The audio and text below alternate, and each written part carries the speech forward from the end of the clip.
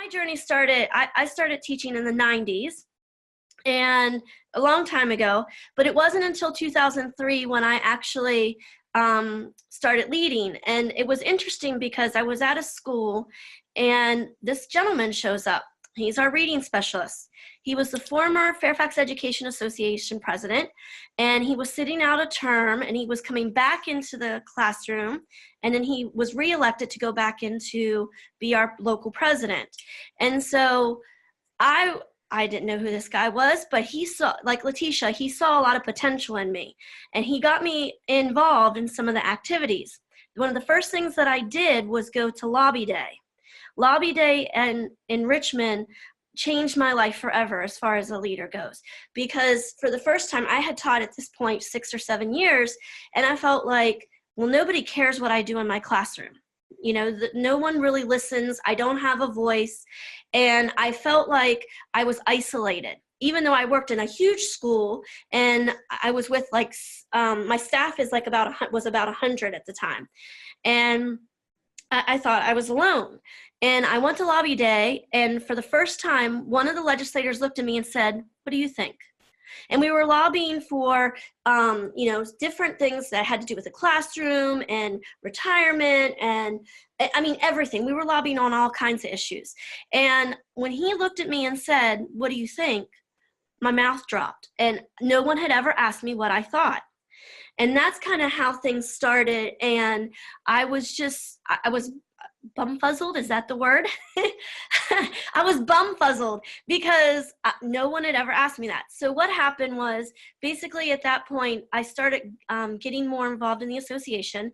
I served on the local and state board of directors. And I did that for a while. And then I ran across Center for Teaching Quality.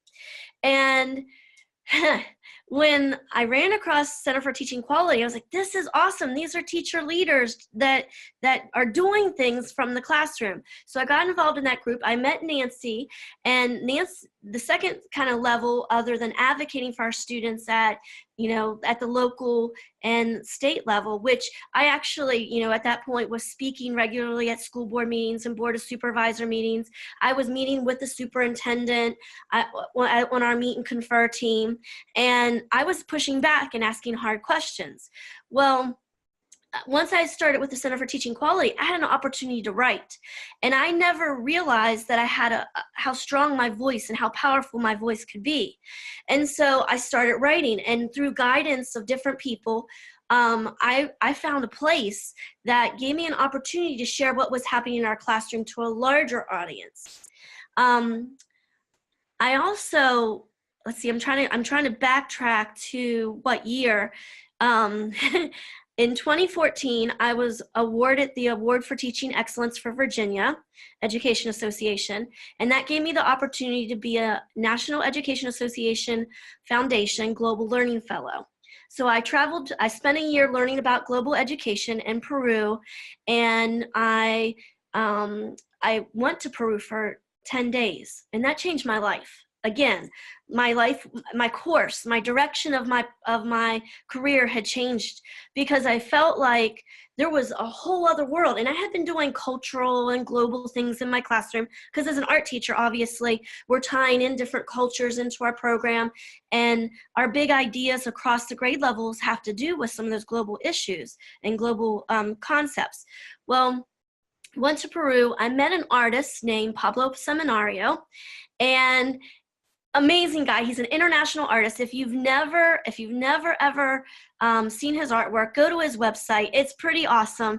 And I asked him when I was in a studio, we were there the last day in a studio, and I said, "Would you consider working with my students?"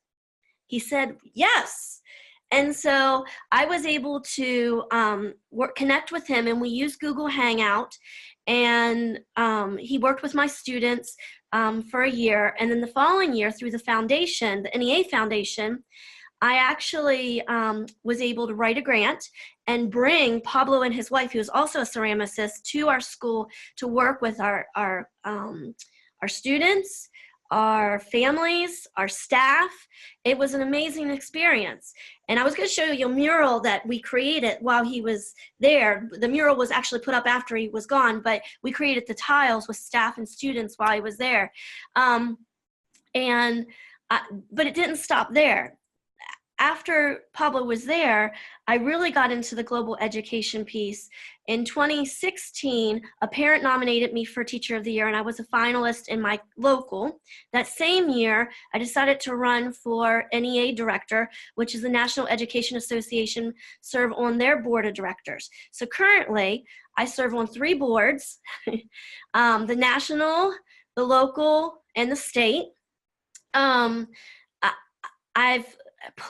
I worked with the Department of Education, and this right after Pablo was visiting us, I basically organized with someone at the Board of Education a huge art show for Fairfax County, and for our students, and the students were amazing, and we put on this fabulous show that was televised through the web. Not televised, I guess it's webinized. Is that a word? And I continue constantly to think of activities and things that I can do and ways to be connected. So last year, my principal came to me and said, I'd like you to serve on this council. And like Letitia, I have people all the time. I get pulled into so many things, and I've had to learn to say no. And one of my pictures was of one of my students' blocks. They had built a structure of a house out of blocks. And I was going to talk about, being a leader isn't easy, especially from the classroom. Because first of all, you have to have balance. And that is really, really, really hard, because if you're good at something, you're going to get more people involved, and more people are going to see what you're doing, and more people want more of your time. The second thing that's not easy is sometimes, like Letitia had mentioned, and Noah had mentioned too, I think, was that things are very slow moving. So when you want something so badly to change and you want to see impact for your students, you have to be really patient, and you have to be persistent, and you can't give up, because I've gotten so much resistance at so many levels. In 2008, I started a program through the auspices of my local association, the Fairfax Education Association. It was called Beginners United for Success. We called it BUS for short. And it was a program to focus on teacher retention and help connect them to the local community, not just with association members, but with local community. So we had community members involved in this program and everything. And I got so much pushback when this year, and I think Nancy, you and I have talked about this year, I'm part of what's called the Global Classroom Project that our county is doing. And at the beginning of the year, I was so excited because I received a grant from the NEA Foundation. I wrote another grant. They gave us money to be able to have sub time, to be able to come together and work as a team. And my team didn't want to do any professional development. They didn't want to read any books. They didn't want to check out any websites. They didn't want to be connected with anything that I had brought back from the foundation that would have been really great resources for us to use. So be persistent and don't give up, because it takes a lot of energy and it takes a lot of time, and sometimes it gets overwhelming. And Nancy knows, I shared this with her last week.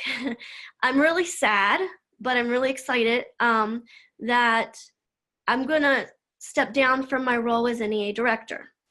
I've been having health issues for the last 1.5 to 2 years, and they're not getting better.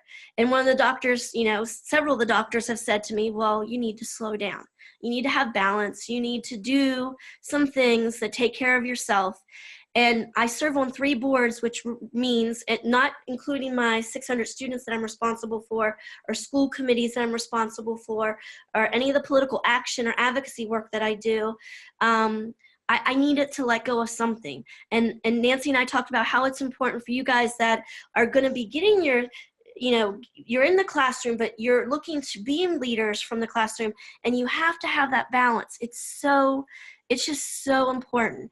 And I really want you to go and go forth and be passionately driven, but not forget to take care of yourselves, because that's something that I've done. And I'm still going to work with the foundation. I'm still looking for ways to improve things in my classroom. There's still things that I'm looking at to try to help my county, be active in my county, and I'm never going to stop advocating for my kids. There will never be a time when I am silent. I just have to slow down a little bit.